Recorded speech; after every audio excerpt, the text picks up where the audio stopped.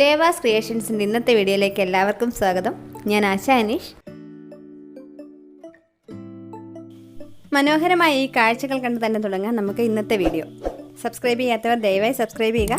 തൊട്ടടുത്ത bell icon on കൊടുക്കാൻ മറക്കല്ലേ. വീട്ടിൽ തന്നെ എങ്ങനെ നെയ്യ് തയ്യാറാക്കാം എന്നതാണ് ഇന്നത്തെ നമ്മുടെ വീഡിയോ. കുറേ നാളുകളായി ഞാൻ ഈ വീട്ടിൽ നിന്നാണ് പാല് വാങ്ങുന്നത്. അപ്പോൾ ഈ വീഡിയോ ചെയ്യുമ്പോൾ ഇവരെ കൂടി കാണിച്ചു തരണം എന്ന് എനിക്ക് തോന്നി.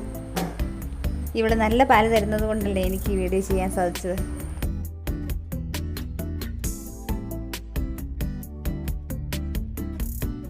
ഇനി നെയ്യ് എങ്ങനെ തയ്യാറാക്കാമെന്ന് നമുക്ക് നോക്കാം.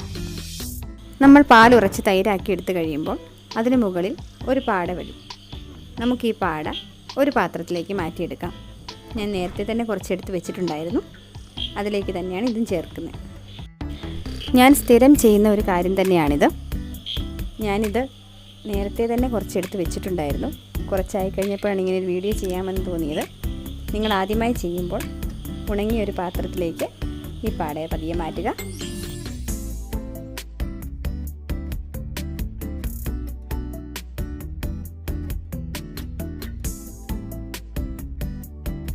നല്ല പാല് നമ്മൾ ഉറച്ച് വെച്ചാൽ എപ്പോഴും നല്ല കട്ട തൈര് തന്നെ കിട്ടും. അതാ കണ്ടോ.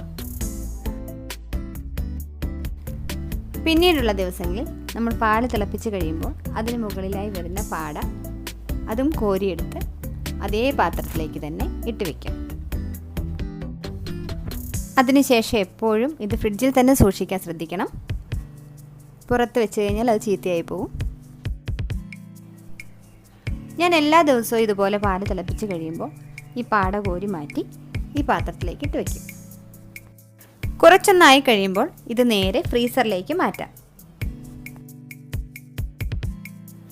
നെയ്യാക്കി ഉരുക്കിയെടുക്കുന്ന ദിവസം കുറച്ച് നേരത്തെ തന്നെ ഈ പാത്രം വെളിയിലെടുത്ത് വയ്ക്കാം. ഇതിപ്പോൾ ഐസ് പോലെയാണ് ഇരിക്കുന്നത്. കുറച്ച് സമയം കഴിഞ്ഞ് നമുക്കിത് ഉരുക്കിയെടുക്കാം. ഇതിൻ്റെ തണുപ്പെല്ലാം ഒന്ന് കുറഞ്ഞു വന്നിട്ടുണ്ട്. നമുക്കിതൊരു പാനിലേക്ക് ഒഴിക്കാം. ഈ നെയ്യ് ഉരുക്കിയെടുക്കുന്നതിൻ്റെ ഒരു പാട് മാത്രമേ വരുന്നുള്ളൂ. അല്ലാത്ത ദിവസങ്ങളിൽ നമ്മൾ ഈ പാട വെറുതെ എടുത്ത് വെക്കുന്നത് മാത്രമല്ലേ ഉള്ളൂ. ഒരു മീഡിയം ഫ്ലെയിമിൽ തന്നെ വെക്കാം. ഇടയ്ക്കിളക്കി കൊടുക്കാം.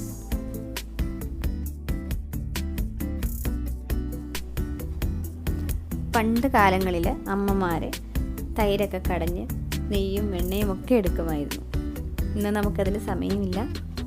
പക്ഷേ ഈ രീതിയിൽ നമ്മളിത് ചെയ്യുമ്പോൾ തീർച്ചയായും അതേ രുചിയോടുകൂടി തന്നെയാണ് കിട്ടുന്നത്.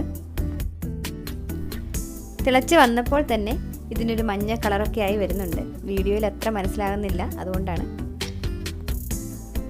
ഞാനിത് വീഡിയോയ്ക്ക് വേണ്ടിയിട്ടായതുകൊണ്ട് കുറഞ്ഞ അളവിലേ ചെയ്യുന്നുള്ളൂ. നിങ്ങൾ ചെയ്യുന്ന സമയത്ത് കുറച്ച് കൂടുതൽ തന്നെ എടുക്കുകയാണെങ്കിൽ അതിനനുസരിച്ച് തന്നെ നെയ്യ് കിട്ടും. ഇത് നന്നായി തിളച്ച് വന്നിട്ടുണ്ട്.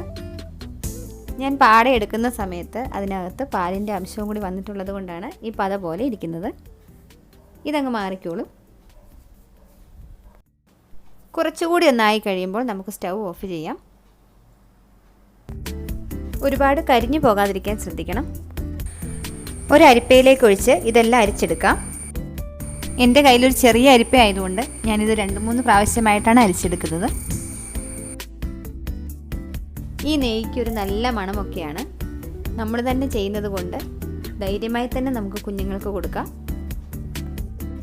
നന്നായി ചൂട് മാറിക്കഴിയുമ്പോൾ ഉണങ്ങിയ ഒരു കുപ്പിയിലേക്ക് ഇത് മാറ്റി ഒഴിച്ച് വെച്ചാൽ ഒരുപാട് നാൾ കേടുകൂടാതെ തന്നെ ഇരിക്കും. നമ്മുടെ നെയ്യ് ഇവിടെ റെഡിയായി കഴിഞ്ഞു. അപ്പോൾ നിങ്ങളെല്ലാവരും തീർച്ചയായും ട്രൈ ചെയ്യുക. പുതിയൊരു വീഡിയോയുമായി നമുക്ക് വീണ്ടും കാണാം. Thank you.